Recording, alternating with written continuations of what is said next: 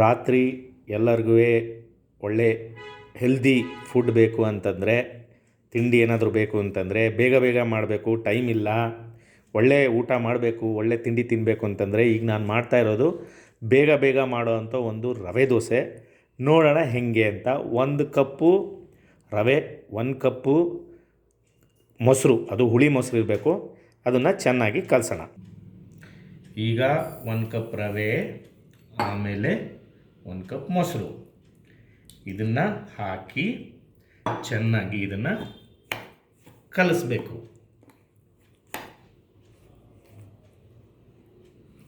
Ready.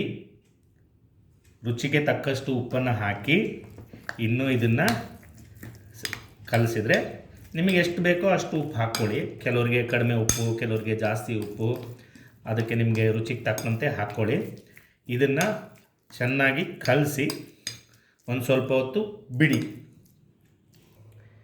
ಈಗ ಇದು ಚೆನ್ನಾಗಿ ಎಲ್ಲ ನೀರನ್ನ ಹೀರಿಸ್ಕೊಂಡು ಸ್ವಲ್ಪ ಗಟ್ಟಿಗಾಗಿದೆ. ಸ್ವಲ್ಪ ನೀರನ್ನು ಮಿಕ್ಸ್ ಮಾಡಬೇಕು.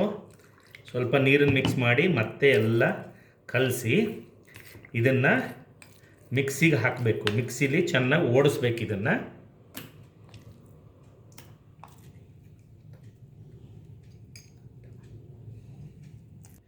ಸ್ವಲ್ಪ ಕನ್ಸಿಸ್ಟೆನ್ಸಿ ಬರಬೇಕು ಅಂದಾಗ ಒಂದು ಸ್ವಲ್ಪ ನೀರು ಹಾಕಿ ಸ್ವಲ್ಪ, ಆಮೇಲೆ ಮಿಕ್ಸಿ ಓಡಿಸ್ತಾ ನೋಡಿ ದೋಸೆ ಕನ್ಸಿಸ್ಟೆನ್ಸಿ ಯಾವ ಥರ ಬರಬೇಕು ಅನ್ನೋದನ್ನು ಸ್ವಲ್ಪ ಹಾಕಿ ಓಡಿಸಿ ನೋಡಿ. ಈಗ ಮಿಕ್ಸಿ ಓಡಿಸಿದಾಗ ಕನ್ಸಿಸ್ಟೆನ್ಸಿ ಚೆನ್ನಾಗಿ ಆಗಿದೆ. ಕೆಲವೊಮ್ಮೆ ಸ್ವಲ್ಪ ತೆಳುಗು ಅನ್ನಿಸ್ಬೋದು, ಬಟ್ ಆದರೆ ಹಂಗೇನಾದ್ರು ಸ್ವಲ್ಪ ಜಾಸ್ತಿ ತೆಳು ಆಯಿತು ಅಂದರೆ ಸ್ವಲ್ಪ ರವೆ ಆಮೇಲೆ ಮಿಕ್ಸ್ ಮಾಡ್ಕೊಳ್ಳಿ. ಬಟ್ ಆಗಲೇ ಈಗ ಕನ್ಸಿಸ್ಟೆನ್ಸಿ ಚೆನ್ನಾಗಿದೆ. ಈಗ ಇದನ್ನೊಂದು 10 ರಿಂದ 15 ನಿಮಿಷ ನೆನೆಯೋಕ್ಕೆ ಬಿಡೋಣ. ಆಮೇಲೆ ನಿಮಗೆ ಬೇಕಾದಲ್ಲಿ ಅದರ ಮೇಲ್ಗಡೆ ಹಾಕೋಬೇಕು ಅಂದರೆ ಈರುಳ್ಳಿ, ಕ್ಯಾರೆಟು, ತರಕಾರಿಗಳೇನೇನಾದರೂ ಹಾಕೋಬೇಕು ಅಂತಂದರೆ ಅದನ್ನೆಲ್ಲ ಕಟ್ ಮಾಡಿಕೊಂಡು ಅದ್ರ ಮೇಲೆ ನೀವು ಉದುರಿಸ್ಬೋದು ನೀವು ದೋಸೆ ಮಾಡೋ ಟೈಮಲ್ಲಿ.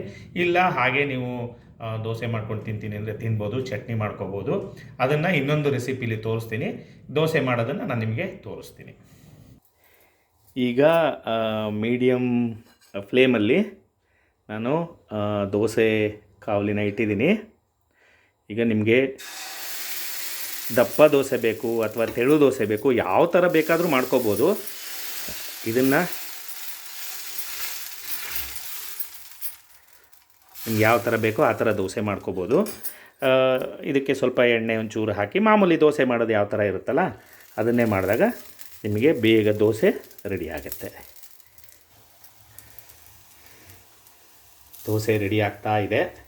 ಮಾಮೂಲಿ ದೋಸೆ ಹೇಗೆ ಮಾಡಬೇಕು ಆ ಥರ ಅದನ್ನು ಹಾಕಿ ಸ್ವಲ್ಪ ಎಣ್ಣೆ ಇಟ್ಟು, ಬೇಕು ಅಂದರೆ ಮುಚ್ಚಳ ಮುಚ್ಬೋದು, ಇಲ್ಲ ಅಂತಂದರೆ ಇದನ್ನು ರಿವರ್ಸು ಹಾಕ್ಬೋದು. ಈ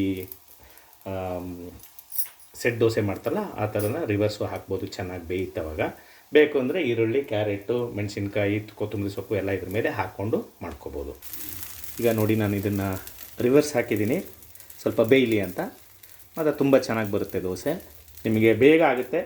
20 ರಿಂದ 25 ನಿಮಿಷದಲ್ಲಿ ನಿಮಗೆ ದೋಸೆ ಎಲ್ಲ ರೆಡಿ ಆಗಿಬಿಡುತ್ತೆ. ಸ್ಟಾರ್ಟಿಂಗಿಂದ ಕಡೆಯವರೆಗೂ ರೆಡಿ ಆಗುತ್ತೆ. ಚಟ್ನಿ ಅಥವಾ ಉಪ್ಪಿನಕಾಯಿ, ತೊಕ್ಕು ಏನು ಬೇಕಾದರೂ ನಿಮ್ಮ ಹತ್ರ ಇರೋದನ್ನು ತಿನ್ಬೋದು. ಸೊ ಇದು ಬ್ಯಾಚುಲರ್ಸ್ಗೆ, ಜಾಸ್ತಿ ತಿಂಡಿ ಮಾಡ್ಕೊಳ್ಳೋಕ್ಕೆ ಟೈಮ್ ಇಲ್ಲ ಅನ್ನೋರಿಗೆ, ತುಂಬ ಕೆಲಸದಲ್ಲಿ ಬ್ಯುಸಿ ಇರೋರಿಗೆ ಈ ಒಂದು ರೆಸಿಪಿ ತುಂಬ ಚೆನ್ನಾಗಿರುತ್ತೆ.